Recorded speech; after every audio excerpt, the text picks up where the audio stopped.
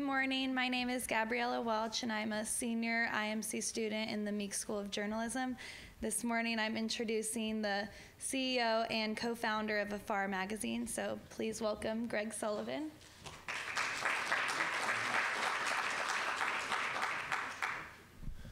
Good morning. Thank you, Gabriella. Can you hear me fine? I'm kind of leaned over. Let me see if you can still hear me. I actually don't normally even need a microphone. I'm one of those loud people.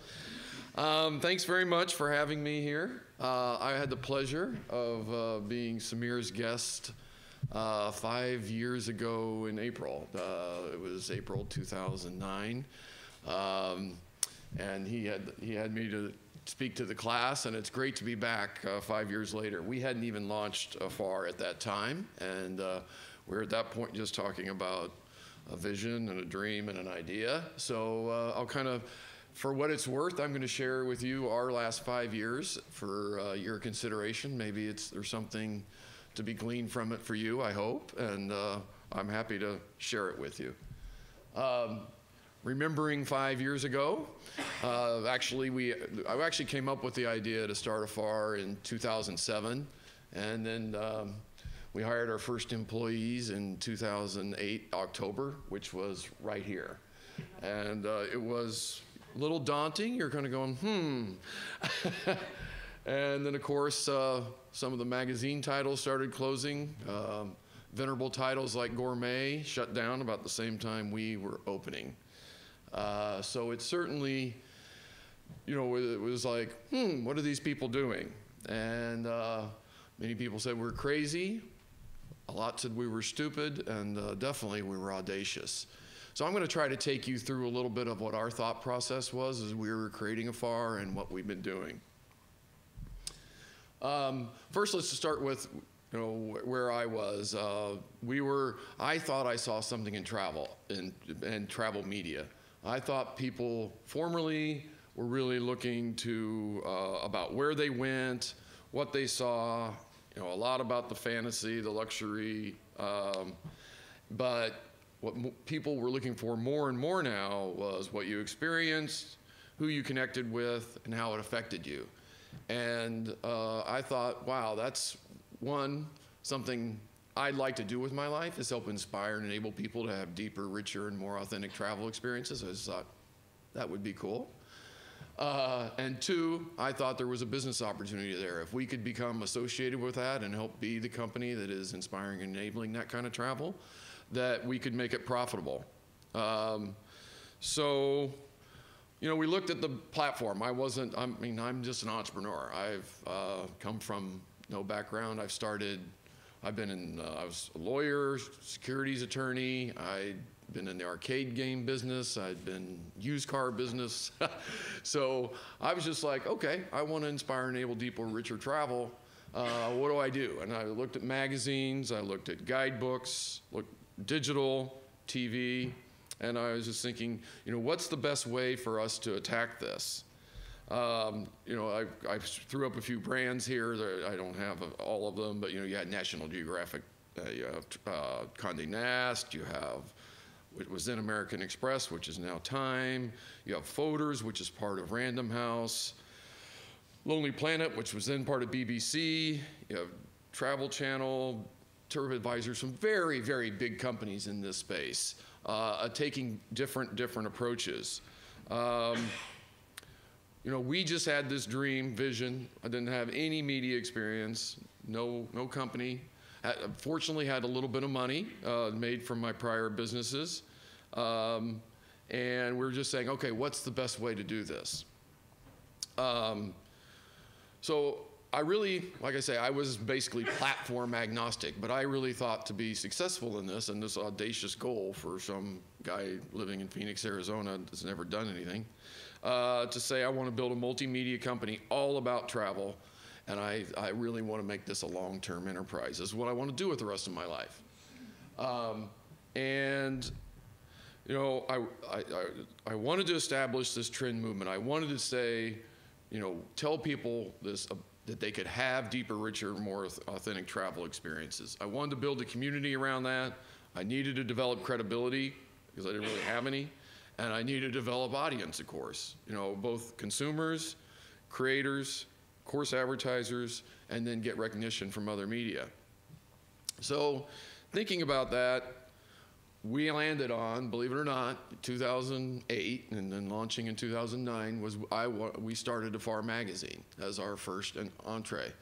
And I just thought that this would enable us to get the best start with what we had in our talent base to start establishing those trends and those goals. So, and the ability to come out periodically, stay in front of people, because we were trying to create something long term. This wasn't a flash in the pan. We were trying to go deeper. We were trying to really connect with people. We're trying to develop credibility. So, there's, obviously in travel, we were heavy, I would say, in the inspiration stage of good news about one reason why I could justify print again, a print magazine, was, it's not that timely. It's not, not like a daily news or a weekly news magazine. This is something that can be, have a good shelf life. So we, and beautiful photos and long stories can really help inspire you and create a yearning and a depth of like, oh my God, that's what I want to do. That's what I'm about. So that's kind of our approach. Of course we have service, we have the shorter stuff, but this is a lot of that thing that says, oh my God, this is what I want to do. I'm going to point out just two of our short departments, just because I think they're minorly interesting to what we're about. This one feeds to our digital strategy. This one we call Resident, and we've got a very interesting local that tells about their favorite things to do in their neighborhood. And so it's one kind of an interesting person, and then it gives you this very personal perspective. And we're going to come back to this when I get to our digital strategy. And then this is a regular department that I like to mention just because it's one of my favorites. It goes back to what I used to do before we started Afar, and we call it Spin the Globe. And it's where we literally do spin a globe in our office, and we just randomly select locations that we send writers, and they don't know. We don't tell them until 24 hours before where they're going. And it's a little bit of that whimsical, fantasy thing. Oh, well, that's great. Anywhere in the world can be a fantastic place to go, and two, sometimes plans get in the way of experience. But we get great writers to do this because they love that conceit, and then they can go really deep and just explore what happens when they go to a place they weren't expecting. So here's our results of what we've done in 5 years on the print side. We launched with 50,000 paid subscribers. We're a little over 250,000 today. That's our rate base. I think what's even more interesting was the kind of readers we attracted. They are great travelers, probably at the best. You see that bottom stat, 20 trips a year. And very well educated. I mean, 38% postgraduate is like, really? And so we really attracted a very well-traveled, intelligent, thoughtful, curious, open-minded audience. And that's exactly what we were after when we started Afar. And fortunately, we've been well recognized. We get the Lowell Thomas Awards, which is the Society of American Travel Writers, top 3 every year since we launched. This year, we just got ASME finalist, and Adweek named us the hottest travel magazine last year. So we got the critical acclaim. We've been very fortunate to get lots of advertising partners. Our model is very advertising friendly, advertising heavy, and got, in print, in particular in travel space, luxury is very important, and we've been very fortunate to get lots of luxury brands, and we're doing things with them in a variety of ways, but just getting these partnerships has been key. All right, so that's Afar Magazine print. So I'm going back again to this thing of like this conceit of saying we're going to start this media company. I was living in Phoenix, Arizona, and I got this crazy idea. I'm going to start a media company. And I said, all right, well, I'm not going to do it from Phoenix, Arizona. What am I going to do? And I said, you know what? I'm going to base it in San Francisco, and I'm going to have a New York office. And I'm going to talk about that and why. First of all, I knew, of course, even in 2008, we knew it was digital world, and we could not just be a print magazine. And so I wanted to be in San Francisco, which I kind of saw as the digital hub of the universe. I wanted to be there and being part of that conversation and get the talent and get those skill sets and orientation. Two, I thought it also didn't really want to be in New York because I wanted to be very creative and original, and I thought there might be a tendency to be a little bit Me Too in New York. But I knew we had to be in New York because I knew that's where the money was. So we did this, and this is probably one of the most things I've debated about ever. I don't like to look back, but that is one of those things that was like trying to be on two coasts and two offices is a major pain, and I'm constantly flying back and forth between the two, which is a lot of time in the air, and the whole things of getting offices to work together, the like. But I think it has been very key, and it's fed our whole approach. Was our digital strategy was not going to really be a magazine strategy, honestly. I'd been to a lot of, when I was, I talked to a lot of magazine consultants and I talked to a lot of digital consultants, and I thought, you know what, I'm going to try to just I'm going to get them to marry, but I'm going to take a different approach on digital. I'm not going to be like, we're the experts, we're going to publish our stuff to the rest of the world. That's not going to be where I'm going to start. I'm not going to just say, we have content, we're the experts, we're sharing it. I want to take advantage of digital to help the community be part of it, because that's also goes to the heart of what was driving experiential travel in the first place. Is not that it's just, experts come back and tell you what the world's like and you read about it. This is, no, traveler, you can go do this. And so that was the way we started. And we wanted to be, so our digital strategy, taking a little bit of time, was we wanted to be the best inspirational and planning place for people who are wanting to have experiential travel. So our initial stage, so that, by the way, that took, I would say, a couple years to kind of even hone in on that. I mean, I knew that's what I wanted to do, but how to do it? We actually we started with a Q&A thing originally. The problem was Q&A wasn't inspirational. So we came to this thing where we need to engage the community. We want to set a high bar for the quality of content. If we're going to get community content, we need to make sure it's not just, well, anyway, that it had a high, people wanted to consume it, and it had credibility, and then build content base. That's another thing, by the way. It's kind of daunting when you're just saying, all right, we want to be a guide to the world, and we're going to start. It's like, well, wow, we're in San Francisco and New York. We're not everywhere. So we had to build a quantity of content. So we enabled our community, these great travelers that we had attracted, and said, share your highlights with us. And so we built both online and an app that let them share their great experiences. And so over a period of time, we've got basically 60,000 of these. They're a fair amount of work to do. A highlight takes a lot of time. It's not just a photo, it's not just text, and they're pretty long texts. It's about why you want to do something, what you want to know. But anyway, we got this base throughout 7,500 cities and towns, every country in the world.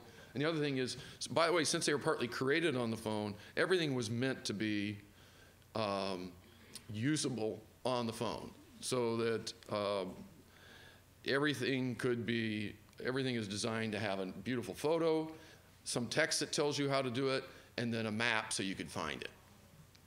Because obviously, that's what you need as a traveler, is this ability to find it. So our contributors, the people we got to create this content, were 55,000 registered users, basically readers. 87% of our content, it was created by people other than our writers and editors. You know, just we designated some people. Hello, come on in. We created, you know, we have different levels, professor, we have ambassadors, we have local experts. These photos didn't render real well, but take my word, they're nice photos. And we build up that base of content.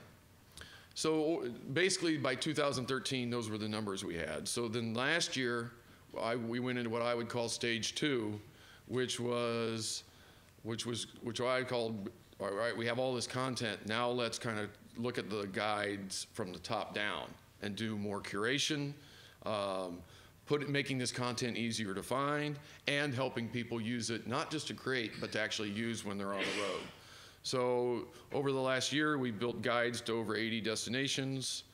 We give windows, so you can either come through the window of, this is a place I want to go, or we also give passions, you know, whether it's, you know, skiing, family, business travel, whatever, we give that way to find things to do.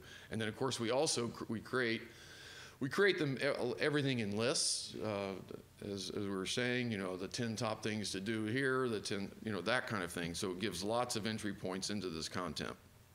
And then we allow every piece of content we have is savable. Just a very easy click of the button, you can save it and have it. And it also, you can download it to your phone to have whether you have a connection or not. And you can put them in all kinds of lists. And you can also, now we're adding other entry points, I've been here, and the like. So here's examples of kind of things we have now. You know, you come to our destination page, you select, you know, the places you want to discover, or you could take the travel interest angle, and then you come to guide pages, and these go very, very deep. Finding various things to do in all these destinations. And then you can see in that upper right-hand corner, you know, you can, any piece of content you find, you can save. And every piece of content that you save has a place where you can do it. And yeah, here's an example of creating a trip plan, and you create your own lists. And then here's a trip plan that you've created. You can export this, you can print it, you can, like I say, you can download it, you can have it on your phone even if you don't have a connection. And like I said, all this was designed to be not only easy on your laptop, but also on your iPhone.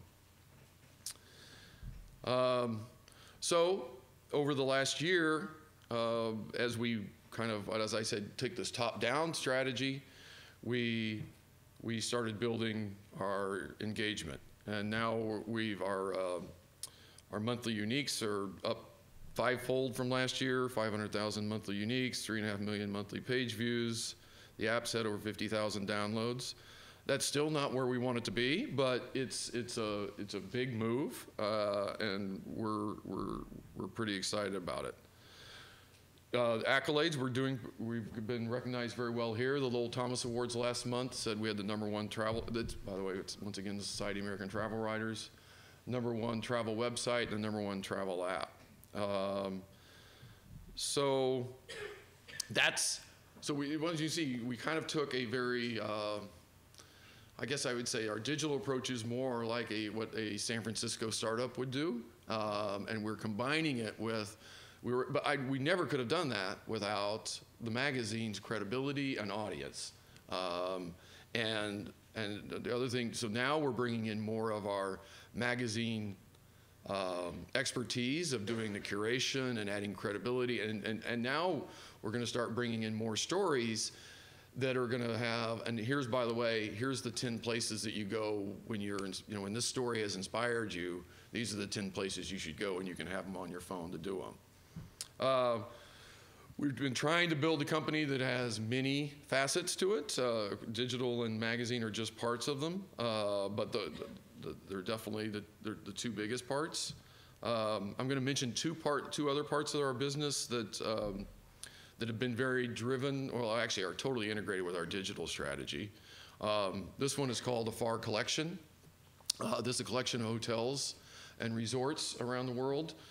We just started this about 5 months ago. It's already had very good revenue implications. And so around each of our guides, we have hotels that we recommend. They've been first approved by our editorial team, and then we go to them and say, do you want to be featured on our destinations? And so they get to be around our content, our useful guides, and they can also use it. And for example, we also do apps for the hotels. So you can download a guide to New York from a member hotel that's already kind of honed down and even has their concierge picks and the like. And then we have Afar Custom, which is our custom publishing efforts, which of course we do in print in the magazine, but we do digital, and we do a lot of that are both. We did a big program for Westin hotels. They came to us and said, our guests are largely during the week. They're business guests, and our occupancy rates aren't as high on the weekend. We want to give them ideas of things to do on weekends. So we created guides for them of basically, they have 200 hotels around the world, 8,000 things to do to inspire their guests to stay for the weekends. We're doing a big program with Chase Bank for their card holders of a similar thing. So all those would never have been possible without both of those assets, without having the credibility of the magazine and this digitally oriented content, both.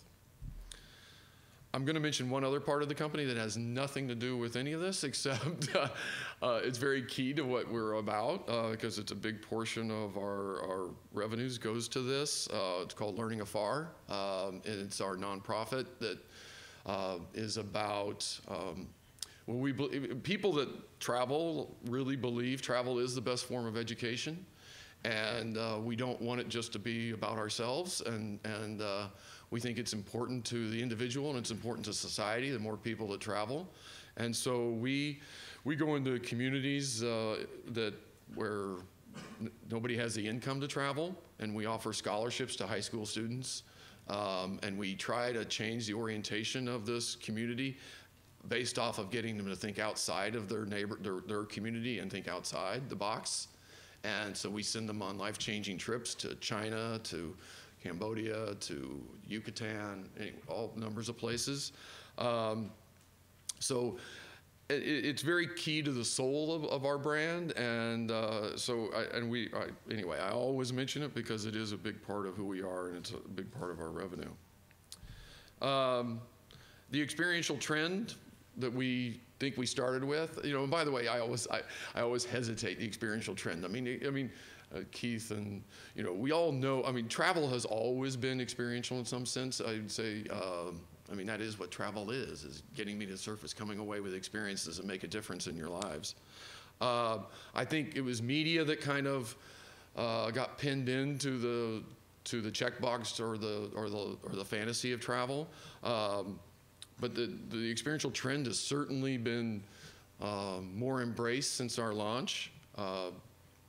We don't think it is a trend. Obviously it is travel, and so we think we've, by latching on and being a big part of this, it's really given us a good base for our long-term plan.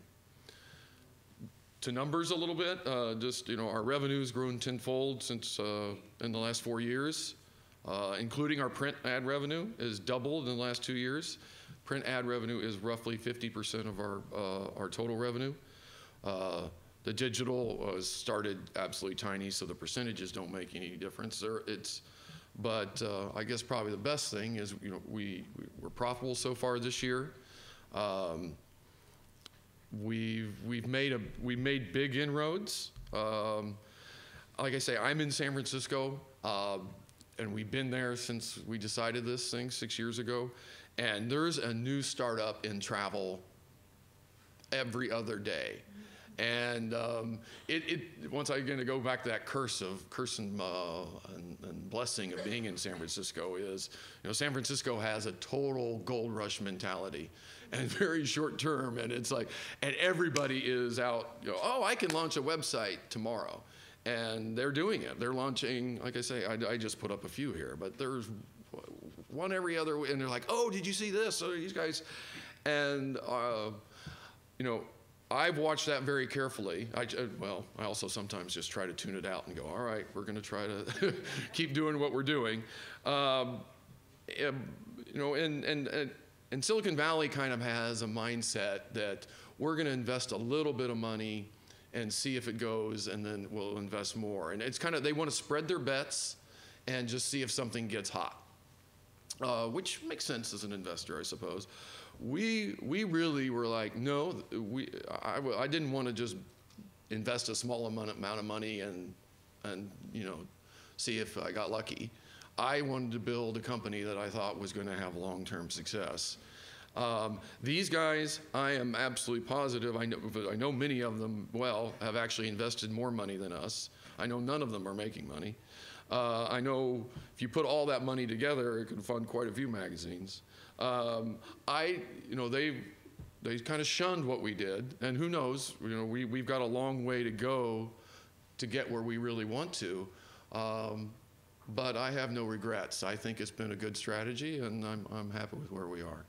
And hopefully, hopefully the economy doesn't turn too quickly. And that's Afar.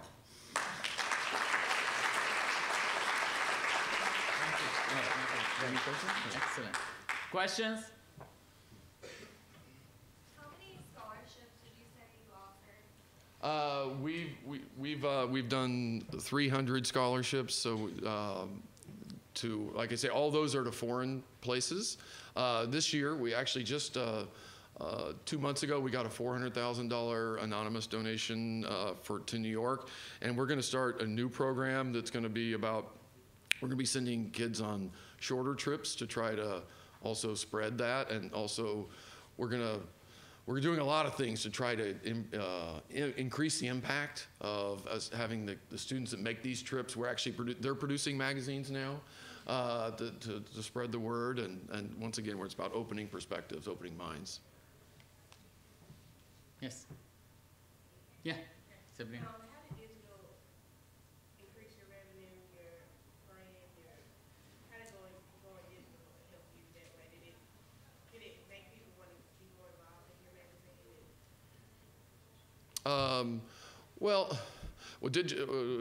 If we're going to, I don't think, we could be a print-only public entity probably. I wanted to establish many bases of revenue so that we could have a long-term approach, and I also wanted to have a bigger reach. I don't know that the magazine is ever going to get a lot bigger, and our digital is a way to reach a lot more people, and it also enables us to provide more service than I think we can probably provide in magazine, at least a different way. So I would say it has all those advantages. Okay. Well, thank you very much. All right. Thank you.